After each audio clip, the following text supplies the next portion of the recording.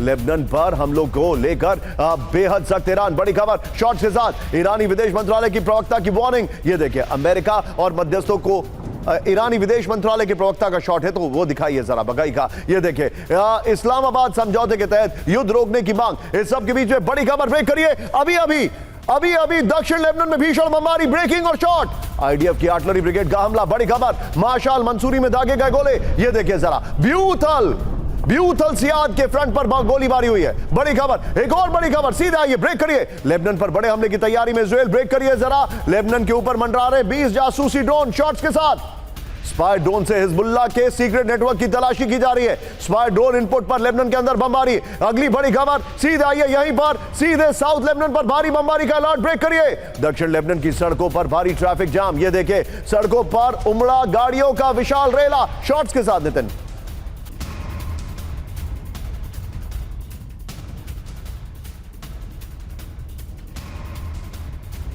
की बड़ी खबर आपके सामने आ रही है, लेकिन अब सीधा आइए मेरे साथ, मेरे खास मेहमान बाहल सर मौजूद हैं। बाहल सर, लेबनान पर अटैक हो रहा है। मेरा सवाल बड़ा क्लियर है, लेबनान पर हमला क्या यह समझौता तोड़ने की साजिश है?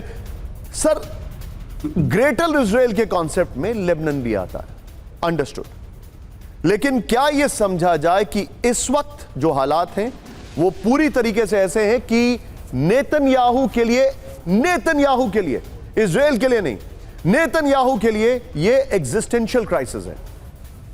निशांत जी, बिल्कुल you have hit the nail on the head. यही हथौड़ा अगर हम मारें तो सेंटर ऑफ ग्रेविटी यहां पे आती है कि नेतन्याहू के इलेक्शंस आ रहे हैं अक्टूबर के अंदर।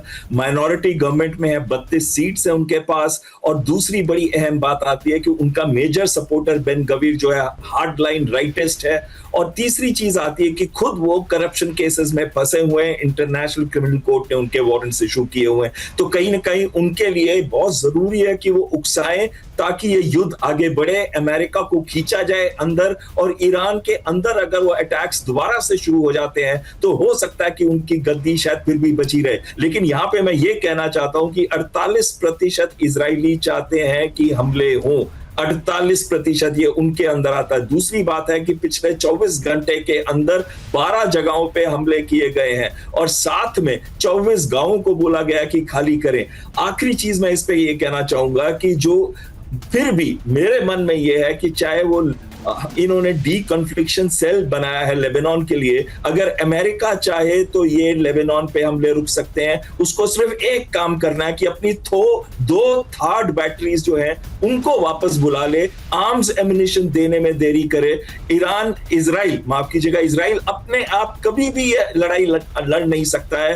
उसके F-15 F-15, F-16 और F-35 जहाज, उसके अपाचे हेलीकॉप्टर्स, उसके ड्रोन्स और उसका आयरन डोम सिस्टम भी रेथियन के साथ बनाया गया है। तो वो सारे के सारे जो मिसाइल इंटरसेप्टर्स हैं और ये सारी चीजें आर्म्स एम्युनिशन है वो नहीं देगा तो इजराइल लड़ नहीं सकता। अमेरिका को बस एक काम करना है, अपनी 2 थर्ड बैटरीज को वहां से वापस बुला ले।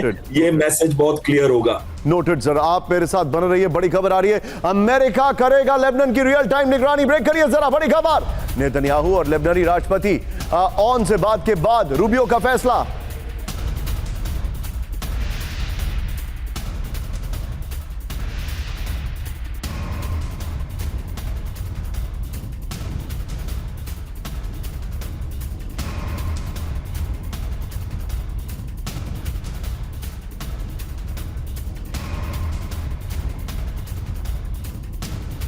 मॉनिटरिंग सिस्टम शुरू किया।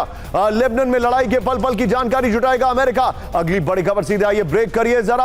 अब जितनी भी खबरें कैंप 4 पर आइए, ब्रेकिंग और शॉट मेरे बगल में दिखाइएगा। सीजफायर के बदले बेरूत पर हो भीषण हमला। ब्रेकिंग और शॉट, इजरायली मंत्री बेन गिवर का बड़ा दावा। यह बहुत बड़ी खबर है। अंतरराष्ट्रीय दबाव के आगे झुकने की भारी कीमत, लेबनान की राजधानी को दहलाने की वकालत। ब्रेकिंग और बाइट दिखाइए जरा। यह इस वक्त की बड़ी खबर मैं आपको दिखा रहा हूं। दुश्मन के खिलाफ आईडीएफ को मिली पूरी आजादी। ब्रेकिंग और बाइट दिखाइए। आईडीएफ को हर खतरे को निर्णायक रूप से कुचलने का आदेश। बड़ी खबर, इजराइल के रक्षा मंत्री काटिज का ऐलान। ब्रेकिंग और शॉट दिखाइए जरा। की स्टेटमेंट दिया है और यह बहुत अलार्मिंग है। तीनों ने एक ही स्टेटमेंट है, दिखाइए जरा। इजरायली फाइटर्स को मिली खुली छूट। देखिए नेतन्याहू ने सेना को दिया बहुत बड़ा निर्देश। ब्रेकिंग और बाइट दिखाइए। सैनिकों की राह में कोई पाबंदी नहीं, नेतन्याहू ने कहा।